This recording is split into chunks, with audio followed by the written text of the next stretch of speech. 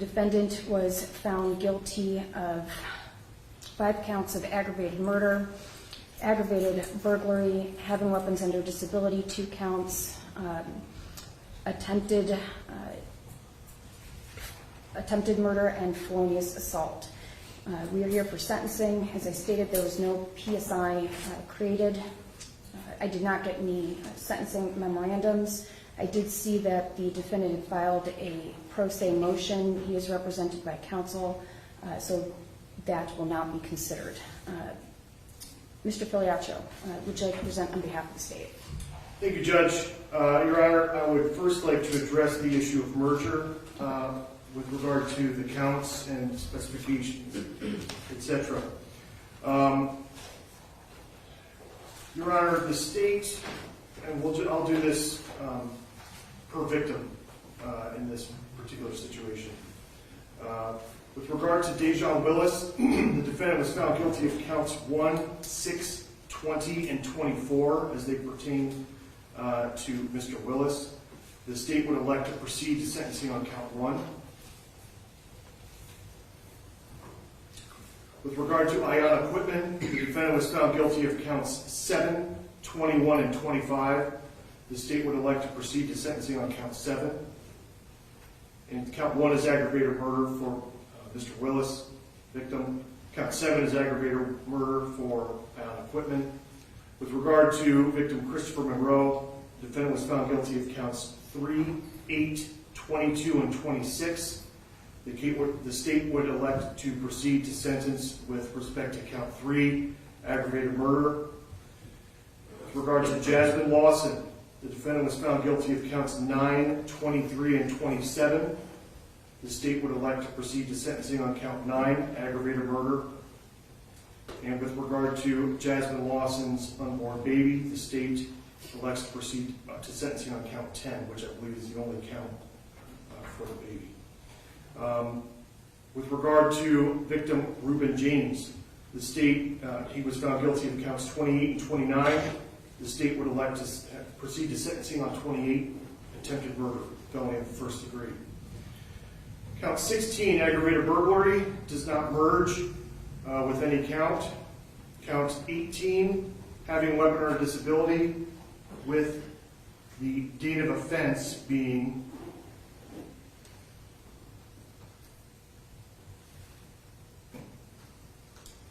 September 7th through September 21st, is different than count 30, which is having weapon under disability with regard to October 1st. So those counts do not merge with any other count or with each other.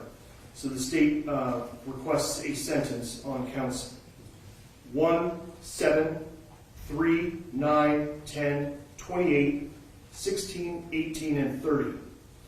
With regard to firearm specifications, Your Honor, we have 1 year, 3 year, and 54-month firearm specifications on counts 1, 3, 7, 9, 10, and 28. It's the state's position that the defendant can be sentenced to a 54-month firearm specification on each of those counts. Because each count involves a separate victim, the counts themselves do not merge, nor should their firearm specifications. The law requires this court to give at least 2 firearm specifications, but allows for all of them in the court's discretion. So there is no issue of merger with regard to firearm specifications. It's really whether the court feels it's appropriate or at its discretion, and that's up to the court. So those are the state's comments on merger. Does the court want to hear from the defense on that first? Yes, Mr. Mischewitz. Thank you. Your Honor, thank you. As it relates to count 16, we'd ask this court that count 16 would merge with count 7, the ag burglary, which was the underlying offense on that count of aggravated murder, Your Honor. Thank you. All right. Having sat through the trial and listened to the evidence in the case, the court is going to sentence on count 16 and find that it does not merge. Would the state like to present for, did you want to have family members speak first or yourself? Yes, I'd like to have members of each family. I've spoken with them prior to coming into court today. And so I'd like to start off with Mrs. Willis.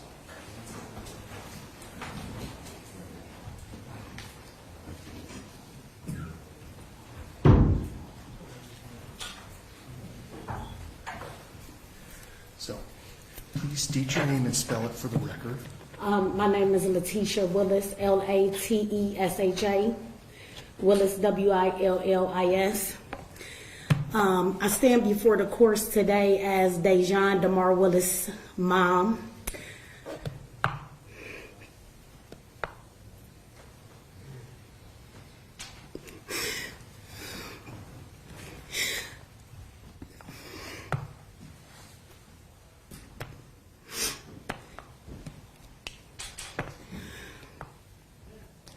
Every day I have to tell myself that my son is not living. I have to look at pictures and think about good times without thinking about the bad that happened to my son. Sometimes as parents, we think about how we bring our kids up and how we raise our kids, and we expect them to always follow what we teach them and how much we went through to keep them out of things like this. I still don't understand how my son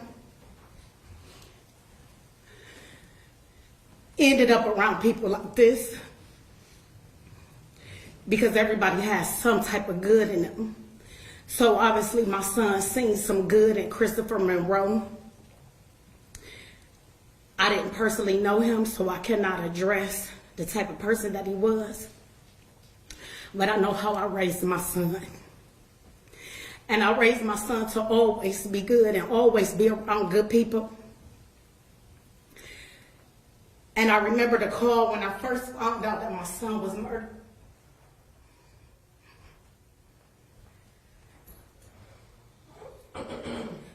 I remember my reaction. I remember my thoughts. And I remember how angry I was. But I told myself, in spite of all the anger, that I was not going to sleep until I got justice for my son. So I thank God for the prosecution. I thank God for the jurors that found this male guilty of the crime that he committed against not just my son, but the other 4 children. I think about how I'm not going to ever be able to hug my son.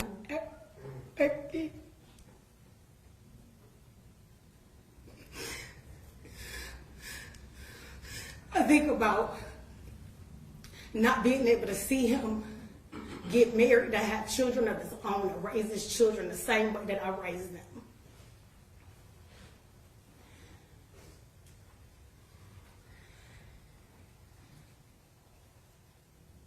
I'm so angry, but I'm happy because this part of my son's justice is met. I'm angry because you have people like Terrell Silver in this world that do not care about the effects of people's family and how this type of crime affects the world as a whole. Knowing that my son was found in a house like that,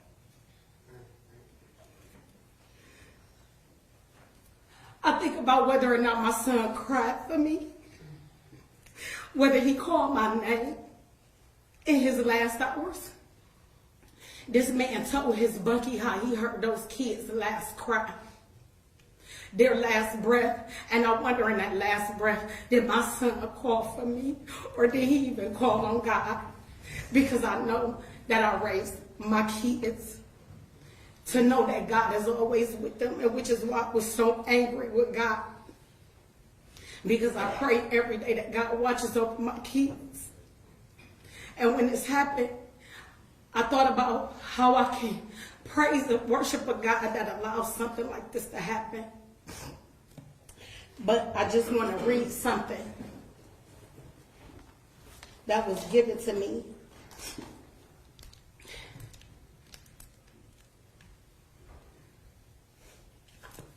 And it says, Heavenly Father, thank you for listening to my prayers, caring about my struggles, and answering my cries.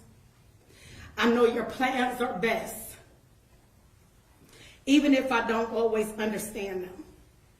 Father, when the stress and anxiety of my trials weigh me down, I'll always cast them on you.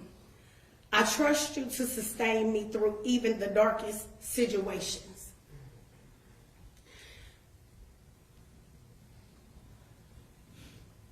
This is something that was said to me. And it showed me that even in the darkest times of my life, no matter whether I agree or disagree with God's plan, He always knows what's best.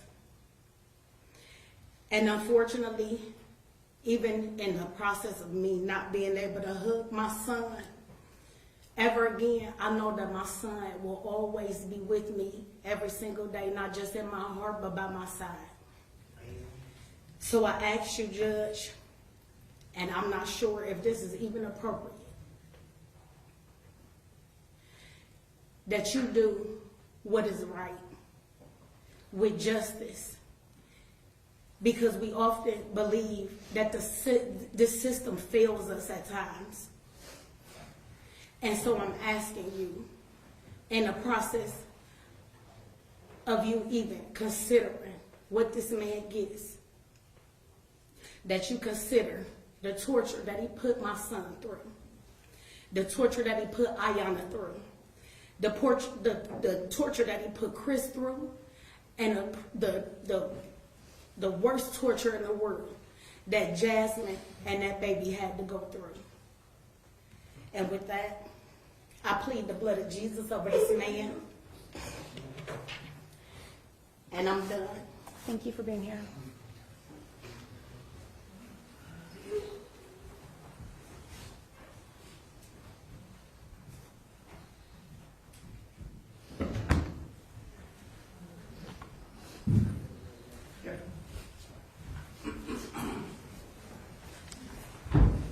Good morning. State your name for her and spell it, please. Yes, Tiandra,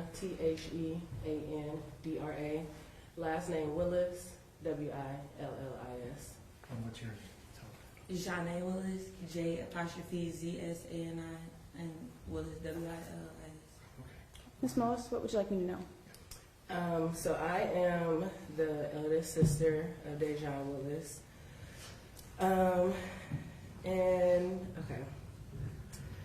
So these past 5 years have been a journey for not only myself, but of course my family. Not a day goes by that I don't replay that day. I got the phone call because, anyway. The feeling I got in my hands, I couldn't even see or think straight. Driving home, knowing that I had to then call my mother and tell her that her only son was no longer here in the physical. Through the years, I have tried to cope with the fact that my brother is no longer here in the physical, but that feeling never goes away. This trial has definitely brought those feelings to the surface as well. That feeling of my brother not being here to celebrate life with his family, my brother not being able to experience being a father, which is something that he wanted so bad. And when myself or my sister ever was to have kids, he would not be here to be the remarkable uncle that we would have known him to be. Aside from that, the fact that my brother passed before even being able to give my mother a hug, a kiss, is just unexplainable. I want to address the fact that the city of Cleveland, the councilman who agreed to tear down that house, will then have to answer one day, because that also affected not only myself, but our families.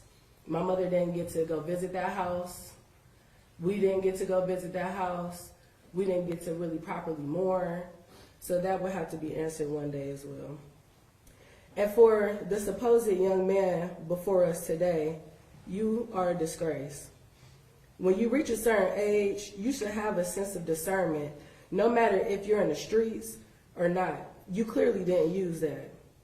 You come in here at the beginning of the trial representing the Muslim culture by wearing a kufi, which is supposed to symbolize peace, mourning, renewal, or protection of the mind. But if we are being real, how do you believe that Allah is going to protect one that has killed his children? Not only children, but one that was not even given a chance at life at all. The pain you have endured, not only on my family, but the families in general, is unforgivable. The lack of support you have had in this courtroom shows exactly why you are here today. You are a disgrace on the Black community and the Muslim community as well. And I have a saying, "In the lil lahi wa ana Allahi rajim." To God we belong, and to Him we return. And with that being said, I hope they bury you under the jail, respectfully. Thank you. No. You want to speak, ma'am? Yes. Okay, I'm Janae. I am Dejan's youngest sister. And I pretty much shared a room with him my entire life, like growing up. And I remember when I came home from school one day and they set me down, I thought I was in trouble. And really they took my phone and everything because they didn't want me to see on social media that he had passed. And when I did finally find out what happened, I just felt like my soul leaving my body. And like I'll never, ever want to experience that feeling again. I wouldn't want anyone to experience that again. I wouldn't wish that pain on anybody, my worst enemy. So I feel like there really is no true justice to be served, because nothing that we do is going to be able to bring them back or bring anybody back to be with their families. And I feel like anybody who's able to commit a crime so senseless has no good heart and has like no real feeling. And I feel like me and my brother, like I had so many goals and everything. Like we were gonna have a house next to each other, and it's like none of that will ever be able to happen because of the senseless like crimes committed.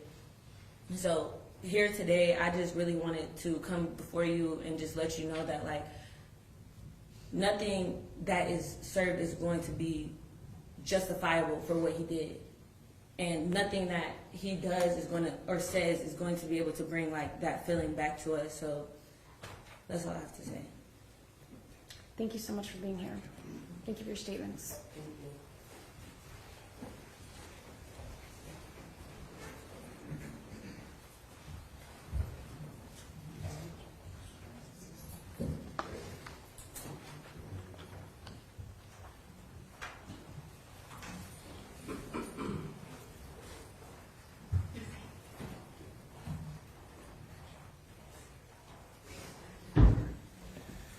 All right. Would you please state your name and spell it for the record? Tammy Coitman, TAMMYQUITMAN. I am Ayana's mother. This has been the most difficult 5 years of my life. I am a disabled veteran. I have been trained for combat, for everything, but nothing could prepare me for this. I will never have the honor of taking my daughter to a bridal shop for a wedding dress, set up for a baby shower for her to have a child. I will never get any of that. You have destroyed 4 families and 5 lives. And for what? I will never be the same.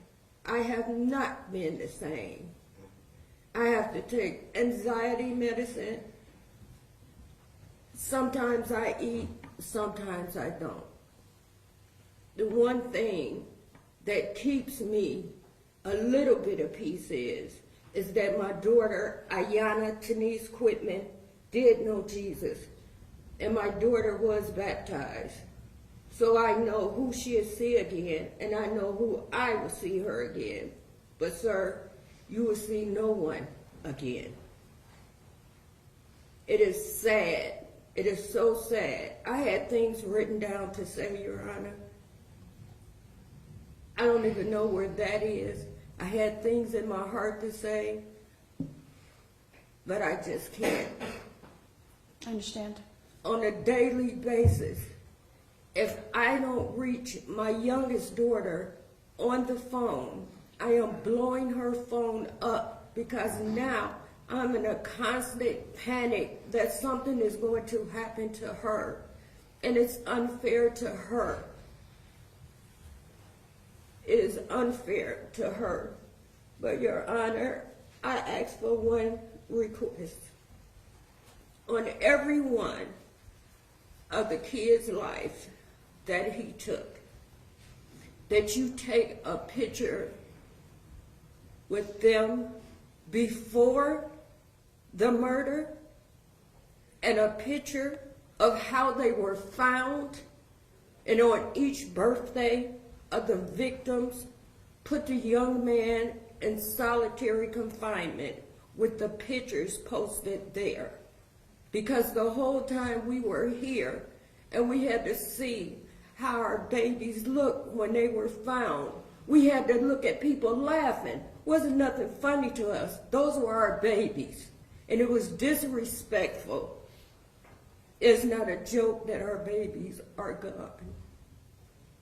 And I will never, ever get over that. And I would also like to thank the prosecuting team. And I would also like to thank Andy. When Andy told me he was taking over this case, I asked one thing. Since my child was found like she was garbage, do not have her treated like garbage.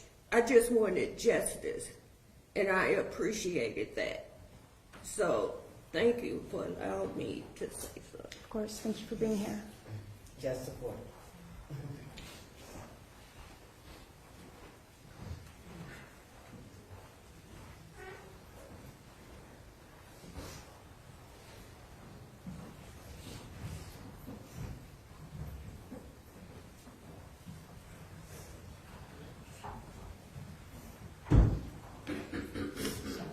State your name and spell it for our court reporter, okay? Tina Britton, TinaBritton,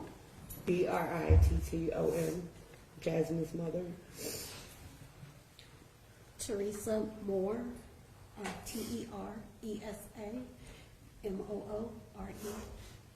Jasmine's sister. What would you like to say, ma'am?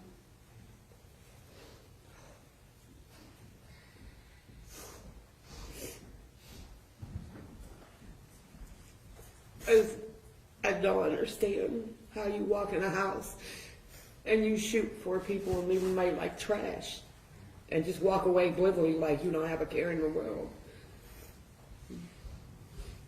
But then seeing the way they acted in court, I kind of get it. I really do. They have no respect, Mom. When you sit there with a smile on your face and laughing like everything is a joke, it's not a joke. You took 4 families, children. You took my grandchild, and it's a joke. And then you tell somebody how she begged for her life. Please don't shoot me. She screamed. The pregnant girl screamed when I shot her. Was she supposed to smile? Was she supposed to laugh? When you shot her, was she supposed to laugh? Ma'am, please address your comments to me. I understand the pain and that you want to address him, but I'm the one that's going to be sentencing him, so. Pathetic. That's what it is. It's pathetic. You're supposed to be a grown man and you letting somebody way younger than you take you all the way out your hookup, that you go looking for them while you know he can't protect himself or anybody else. That shows what type of person you really are. You should really be sitting here in a dress, because that shows what type of person you really are. You didn't give anybody the opportunity to defend themselves. None of them.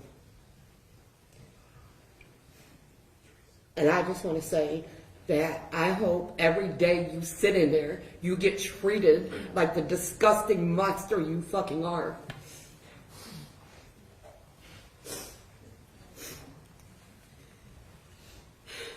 Good morning, Your Honor. Good morning.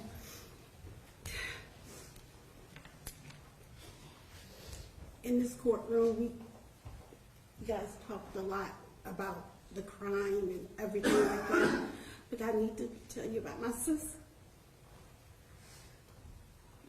When we were blessed to have her come into our world, my mom brought her home. And she touched my finger and she just grabbed it.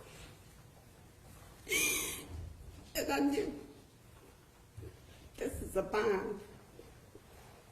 She blessed us with this child. When Jasmine went to kindergarten with her Catholic school outfit, coming home, she used to sing those little Catholic school songs, I'm sorry, but church songs, and it was so beautiful, even though she couldn't sing. But just hearing her praise God and just happy.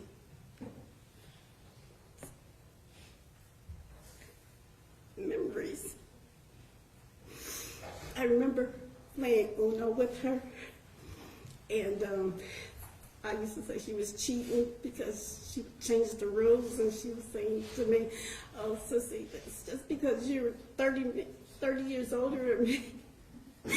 Back then, when you were younger, there wasn't even TV after midnight. She's always had us laughing.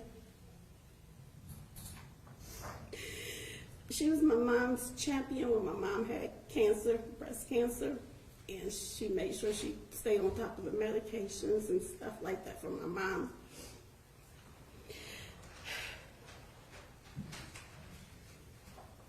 When she told us that she was pregnant, the light in her face and her eyes was incredible. So much hope, so much joy, and she brought it to my whole entire family.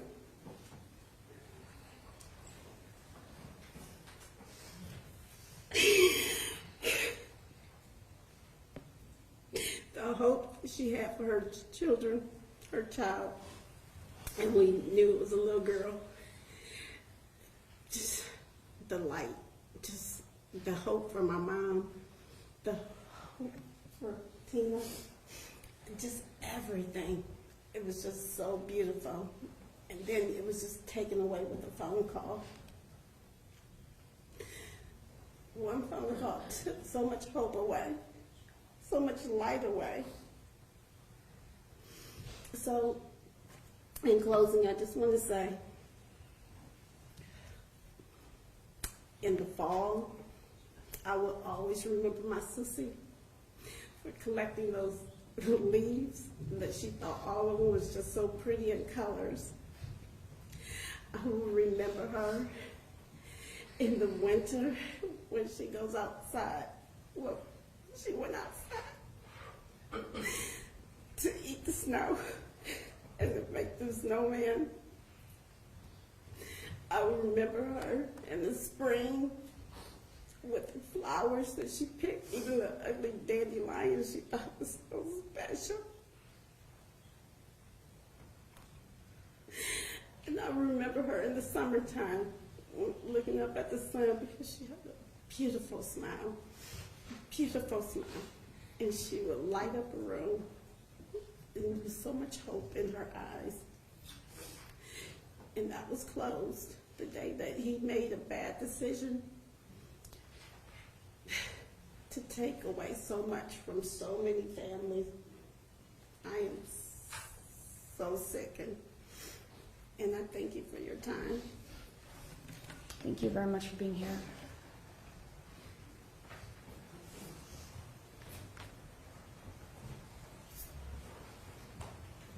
Would you like me here at the podium, Judge? Wherever you'd like.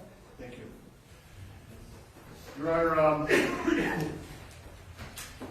members of Kristen Rose family were unable to be here. Personally. One moment, Judge. Okay.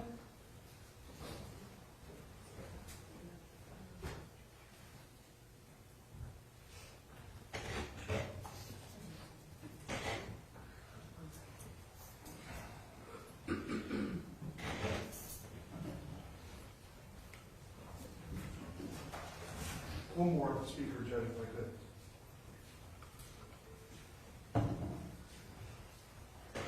So state your name and spell it for a court order. Jamila Monroe, Jameeelah, Monroe, Monroe. Ms. Monroe, what would you like to say? Hi, Judge. I'm ready, just know. Chris was my brother, same mom, same dad.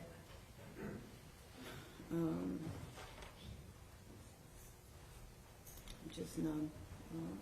I'm hurting. I couldn't even sit for the trial. I just couldn't. But I want to thank the prosecuting team and everybody, all the families that came. I just hope you take everything in consideration that you heard here today during the trial. That's all I can ask for. Thank you. Thank you.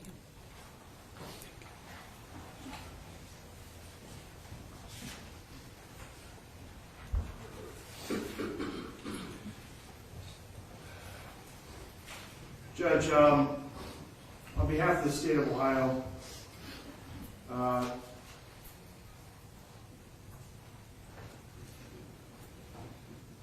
you've heard families come up here and tell you about the phone call that they received. And I think that's unique in this particular case because, as you've seen, with the way the killer of these 5 left them and what happened to them over a course of weeks made it impossible for these families to even see them, to say goodbye. That is tragic, and it's inhuman. And that's what happened to each of these families. And so when you saw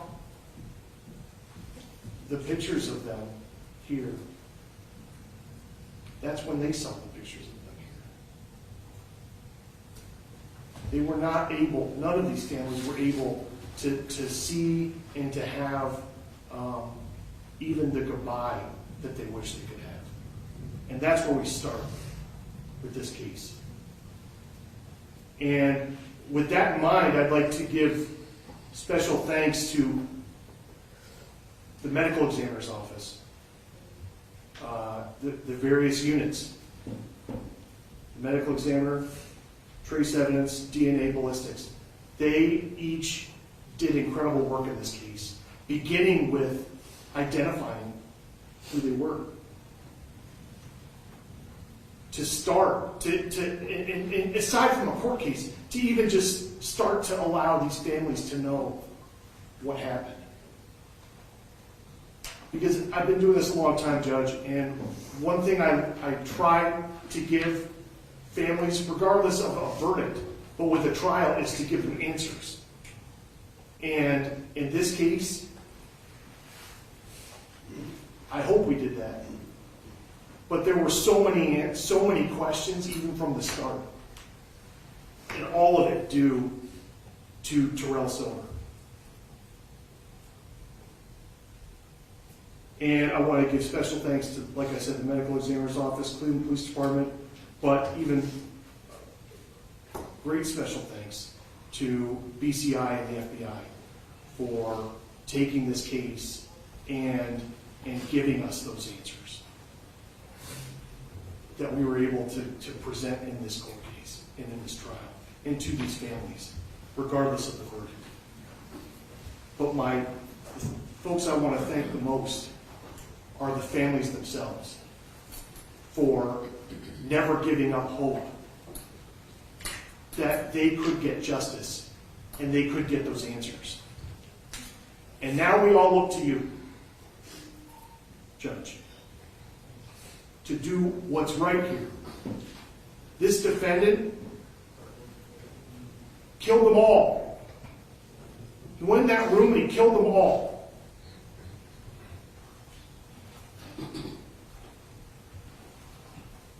And then weeks later, he tried to shoot a witness who was just trying to tell the police that the killer of those 4 is right here. For that, Judge, the penalty should be severe.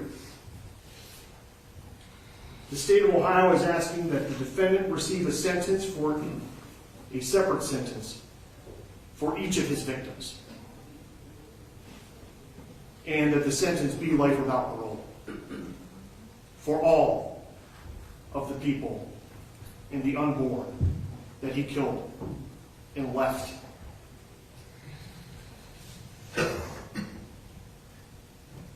We ask for a 54-month firearm specification on each count.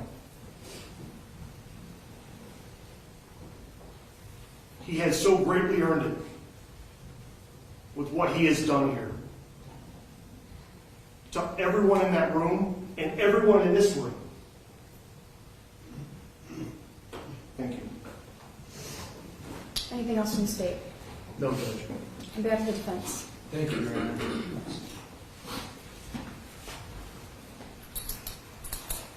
Your Honor, first we'd like to start off by indicating to these families that we are sorry for their loss, that this is a tragedy. As the court's aware, Mr. Silver also has a family. He has a daughter, a mother, brothers, and he's a high school graduate. He graduated from Glenville, played football there. Your Honor, throughout this process, he has maintained his innocence. We would ask the court respectfully to appoint appellate counsel. We'd ask the court to order the transcript at the state's expense. We'd ask the court to recognize that he's been incarcerated now throughout this process and that he's indigent. We'd ask the court to suspend any court costs. Your Honor, in addition, we would ask the court respectfully to run these counts concurrent and to give him an opportunity at parole. Parole would give an opportunity for him, while he's in prison, to have an incentive and hope moving forward. And that's definitely a consideration for the community and for this honorable court. Your Honor, in addition, we'd ask the court, as a matter of housekeeping, to note our objection to the Reagan-Tokes law. And thank you, Your Honor. Thank you. Mr. Silver, anything you'd like to add? Yes. I would like to start by addressing the surviving family members of the victims. From the top to the bottom of my heart, I sincerely send my condolences. I can't and I will not apologize for these charges and allegations that I'm not responsible for. I did not kill those people or anyone else for that matter. But what I will apologize to you for is for everything you've all been through throughout this process. No parent should have to bury their child. I'm a father myself. I have an 8-year-old daughter. No family member and no friend should have to experience their loved ones being discovered in the state of decomposition that they were found in. I would also like to apologize for you all having to grieve this situation all over again. Due to the fact that Old wounds had to be reopened based on the fact that this prosecutor felt like he had the person responsible for these murders. Furthermore, he has a duty to get a conviction. None of this was about justice. I truly don't feel none of this was about justice due to the fact that I'm not responsible for these crimes. Furthermore, due to having a duty to get a conviction, I'm all for that, but what about getting a conviction right?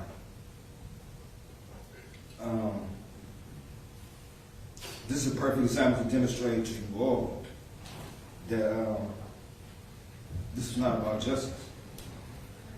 First and foremost, I did not commit any of these crimes. Second, we've heard under oath testimony that this prosecutor, Mr. Kevin Leandro, broke the law to secure conviction under revised code 2921.04 by harassing, threatening victims / witnesses, coercing and intimidating them to come testify. I quote, I'm telling somebody I don't even know what I'm telling them. This is a great big misrepresentation of our judicial system, more specifically according to the Ohio Rules of Professional Conduct, Rule 8.4. Mr. Silver, Yes. you're not an attorney, and I don't need to be an attorney. hold on. Here's the thing: you can make a statement, and make you my can statement. hold on, and you can also file an appeal. However, a subpoena that he enforced is a court order to appear, and a court order to appear, though the witness and yourself did not like the manner in which this person was brought to court, is within the bounds of the law. So you're speaking for him? No, what I'm saying is that is a court order. It is a court order for him to appear. So he's allowed to use the power of the police to go and pick up a witness pursuant to a court order. I'm not speaking for him. I am speaking for the power of the court of the subpoena, of the subpoena power of this court. And the other thing is that your attorneys also have the power of subpoena, the same as the state does. And I explained this to you in your constitutional rights. If they had wanted a witness here, every defendant in this country has the same right to use the power of the court to issue subpoenas and use that same power to bring witnesses to court. So whether you did it or he did it, it's appropriate and it's proper to bring people to court so that justice can be done. And whatever that justice outcome is what it is based upon the evidence and the credibility of the witnesses. Go ahead.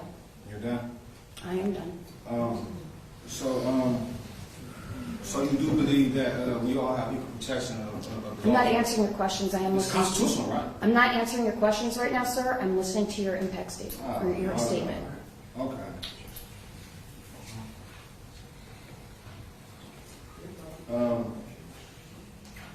As I was stating, the Ohio Rules of Professional Conduct, Rule 8.4, prosecutors are advised and required to refrain from dishonesty, fraud, deceit, or misrepresentation pertaining to the rule or the overall judicial system itself. Sure, you can subpoena somebody to come to court, but texting and threatening them to come to court on something they should be willing to come tell, you shouldn't have to do. You shouldn't have to do that. You shouldn't have to do that. Mr. James, the witness that you're referring to, ended up crying on the stand. Excuse me? He was crying on the stand. Who? The witness that he had brought to court, had forced to bring to court. This person did not want to testify. On And somebody he didn't know who he was testifying on. he ended up telling it. However, he did it while he was crying. He was reluctant to do so. I can speculate as to why. Probably because he was in fear. But the credibility of the witnesses in this case, I can tell you, the jury found was profound. They deliberated for an hour and a half. The rest of the time it took them just to sign those jury verdicts. They believed the evidence in this case, and they asked themselves, do we believe the witnesses? And they went around and they said yes. Anybody listening to those two witnesses in particular I myself, because I also had to listen to the testimony for the court counts. Those were credible witnesses, particularly Mr. Collins, who could not have known the level of detail less than 6 months after the murder, could not have been able to relay that level of detail that only the person committing the crime would have known. He would not have been able to deliver that to authorities without the person who had committed the crime knowing and being there. That is why the jury believed those witnesses. Anything else? That's why they believe or you believe. I also had to consider the counts. Those counts tried to the court, but that's what the jury relayed to me after this case. And I also had to consider the evidence in this case. And I was here, and I sat next to these witnesses, and I listened to them. And I'll just add on that Mr. Collins found what you had told him so depraved and such a burden on his conscience. First, he was scared for himself while in his cell, but one thing that he said to the effect of the reasons why he wanted to come and testify and why he gave that information was because he couldn't go on living knowing that the devil was out there. That's how he felt about this. And that's what he testified to.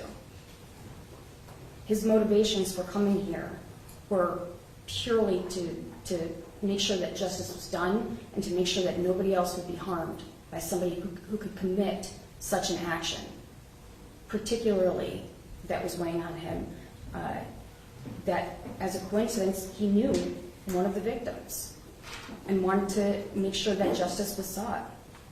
And for this type of crime, with this many victims and this many bullets that were fired, how many times somebody had to pull the trigger?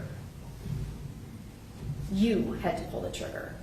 And then to cover up your crime, although I do believe that you weren't possibly expecting to see the other two women, but to leave no witness and knowing, being able to see that Ms. Lawson was visibly pregnant, and the testimony that she mentioned that she shouted that she was pregnant and you took her life anyway, weighed so heavily on this witness. And the jury found that the evidence matched up and the credibility of the witnesses only at the time, less than 6 months after the murder, the only person who could have been able to relay that type of information with that type of detail was the killer. And that killer was you. That is what the jury found, and that is what I'm sentencing on. Anything else before I impose sentence? If I could respond to one thing, Judge, the defendant has filed a motion to dismiss. This court has read it. It's what he's been talking about. I'll just say this. I got that motion on Friday, and I immediately sent the entirety of all the text messages to his lawyers, and as you can see, they're not saying anything about them. There's nothing improper about any text message I sent to Reuben James or anybody else, and the record is out there. I think he's probably been reading from it here. I don't have it. Lawyers do. So that's it, Judge. Thank you. Your Honor, we received that Sunday night, and that's going to be a decision and a judgment for another day. We're here to address this. I think he's addressing it because your client brought it up. Well, understood, but the manner in which he's addressing it is what I'm addressing, Your Honor, respectfully. Okay. I just want the record to be clear. Yeah, first, it's a pro se motion, and secondly, I don't find merit in it. Okay. So I have considered the facts in this case. I've also gone over your criminal record. Also, by coincidence, you were randomly assigned to this court. I had previously sentenced you to prison in 2 other cases.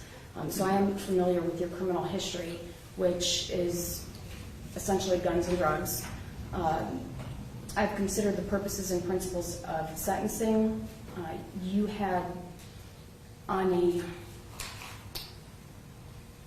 for street disrespect, you had hunted down and had to go through multiple abandoned houses to hunt down these two young men. And you did it in a manner and at a time when, and the evidence bears this out, that they would be unlikely to defend themselves, meaning that they were found in a state of undress, blankets over them, in possibly at a time when they were sleeping. You carried out the executions of the two men, and when you saw the two women there, you decided, I'm not going to leave any witnesses. And even knowing that one visibly was pregnant and also pleaded with you, stating that she was pregnant, you decided to take both of their lives in order to hide your crime. You killed 4 people and an unborn baby. And the amount of shell casings that were found indicates the level of your resolve to make sure that they were dead and how many bullets were fired into their bodies. This is nothing short of a mass shooting. The sentence will be as follows. For counts 1, 3, 7,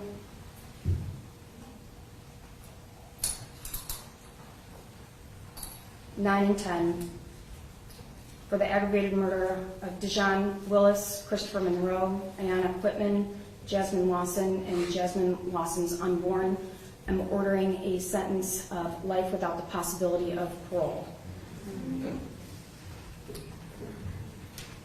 For count 16, I'm aggravated burglary, 10 years in prison. Count 28, the attempted murder of Mr. Reuben James, that's 11 years in prison. For the having weapons under disability, as I previously stated, this is 2 additional times that you have used and had a gun. That's 36 months for each of those counts. For counts 1, 7, and 28, I am imposing the 54-month firearm specifications. Those will all run consecutive to one another. Except for count 16, all counts will run consecutive to one another. I am imposing consecutive sentences, finding that the consecutive prison terms are necessary to punish you and protect the public from future crime. You've already demonstrated through your criminal history that you lived by the gun. You had multiple gun-related convictions, including drug convictions, robbery, and protect the public from future crime. The consecutive sentences are not disproportionate to the seriousness of your conduct and to the danger that you pose to the public. And I'm specifically saying your conduct.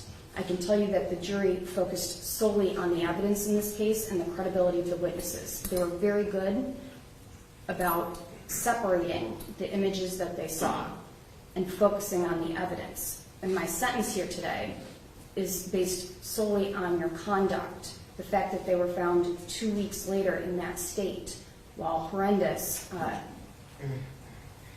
is not a factor in my sentence. I'm finding that that 2 or more of the offenses were part of 1 or more courses of conduct, and the harm caused is so great or unusual that no single prison term would adequately reflect the seriousness of the conduct. So you specifically went out and hunted these 2 young men. Then to cover up your crimes, you killed 2 young women, one of which was pregnant. And then when somebody tried to call the police to let them know that the person that they thought was responsible for this crime, you then shot at him in order to again escape any responsibility for this. And then lastly, your criminal history demonstrates that consecutive sentences are necessary to protect the public from future crime by you. The sentence then, adding that all up, the 13 years and 6 months of mandatory consecutive firearm specifications will be served prior and consecutive to 17 years to 22 and a half years on the underlying offenses, which is 30 years and 6 months to 36 years prior and consecutive to 5 terms of life without the possibility of parole. I'm going to go over because there's a life without the possibility of parole, I do not believe that I have to inform him of the SB 201. Is that accurate? No objection. Okay.